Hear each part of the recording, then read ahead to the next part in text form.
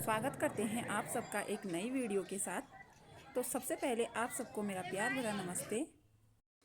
हमारे देश में चारों धामों की बहुत बड़ी महिमा है और हिंदू मान्यता में 4 धाम होते हैं: बद्रीनाथ, द्वारिकाधीश धाम, रामेश्वरम और चौथा है जगन्नाथपुरी धाम। तो दोस्तों, आज मैं ले चली हूँ आपको जगन्नाथपुरी धाम, जिसकी कि आज कलयुग में बहुत बड़ी महिमा है और कहा जाता है कि यहाँ के दर्शन करना हमारे लिए बहुत बड़ी सौभाग्य की बात होती है और भगवान के साक्षात दर्शन मिलते हैं।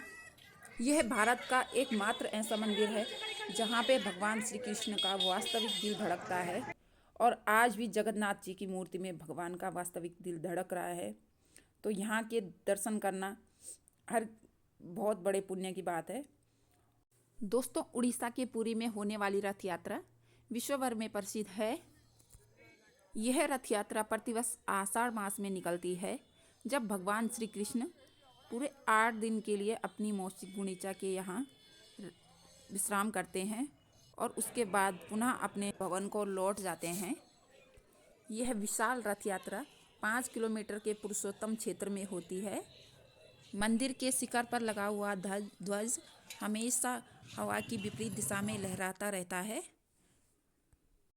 और यह ध्वज यहाँ के पुजारी द्वारा हर रोज़ बदला जाता है और कहा जाता है कि ध्वज को बदलने के लिए पुजारी को उल्टा चढ़ना पड़ता है।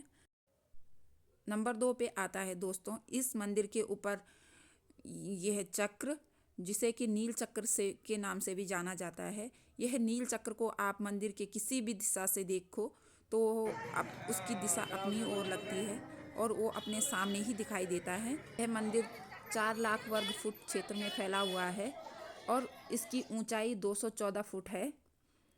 तो यह भारत का सबसे भव्य और ऊंचा मंदिर है। इस मंदिर के ऊपर मुख्य गुंबद की छाया कभी नहीं बनती है, हमेशा अदृश्य रहती है। और दोस्तों, इस मंदिर के शिखर के ऊपर पक्षियां भी उड़ते नहीं दिखाई देते और यहाँ पर नो फ्लाई जोन है, यहाँ पर हवाई जहाज भी नहीं उड़ता। जबकि भारत के अधिकतर मंदिरों में पक्षियाँ बैठे रहते हैं, लेकिन यहाँ की महिमा अपरंपार है। इसके ऊपर कभी कोई पक्षी नहीं दिखाई देता। इस मंदिर के पास समुद्र के नज़दीक होने से समुद्र की तेज़ लहरों की आवाज़ आती रहती है, लेकिन इस मंदिर के सिंह द्वार पर कदम रखते ही बिल्कुल समुद्र की आवाज़, बिल्कुल शांत माहौल हो जाता है और समुद्र की आवाज़ बिल्कुल नहीं आती। दोस्तों, भगवान जगन्नाथ की रसोई विश्व की सबसे बड़ी और प्रसिद्ध रसोई है। यहाँ प्रतिदिन 500 रसोइया और 300 सहकर्मी काम करते हैं और डेली 56 प्रकार का भोजन का भोग भगवान को लगता है। और भोजन बनाने का जो प्रोसेस है बहुत ही प्यारा है। मतलब कि एक बर्तन के ऊपर भोजन लकड़ी के चूल्हे में बनता है और एक के ऊपर दूसरा, दूसरे के ऊपर तीसरा, ऐसे करके बर्तनों को रखा जाता है और सबसे पहले जो है कि सबसे ऊपर वाले बर्तन का भोजन बनता है। भगवान जगन्नाथ जी की रसोई में प्रत्येक दिन लगभग 20 लाख भक्त लोग भोजन करते हैं और कभी भी भोजन कम नहीं पड़ता।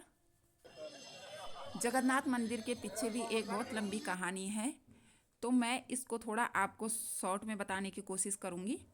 तो आइए जानते हैं कैसे बना जगन्नाथ मंदिर। जगन्नाथ मंदिर की स्थापना राजा इंद्रद्युम्न, जो कि मालवा राज्य के बहुत बड़े राजा थे, एक दिन भगवान ने उन्हें सपने में दर्शन दिए और कहा कि नीलांचल पर्वत पर आदिवासी जनजाति का राजा विश्वावसु रहता है। उसके पास एक नीले रंग की मूर्ति, जिसे कि नील माधव के नाम से जाना जाता है, तुम उसे प्राप्त करो और एक विशाल मंदिर का निर्माण कर उसमें मेरी मूर्ति स्थापित करो।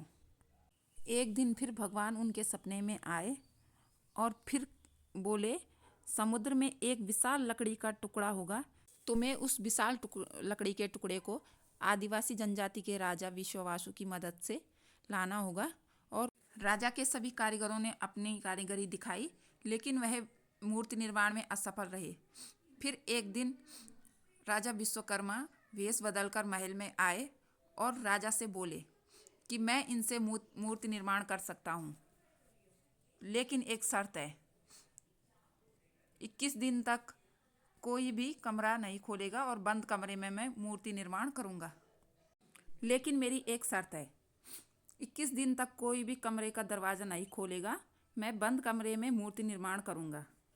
कई दिन बीतने के बाद जब कमरे से आवाज़ आना बंद हुई तो रानी को आश्चर्य हुआ और रानी ने राजा से कहा, कहीं कारीगर मर तो नहीं गए।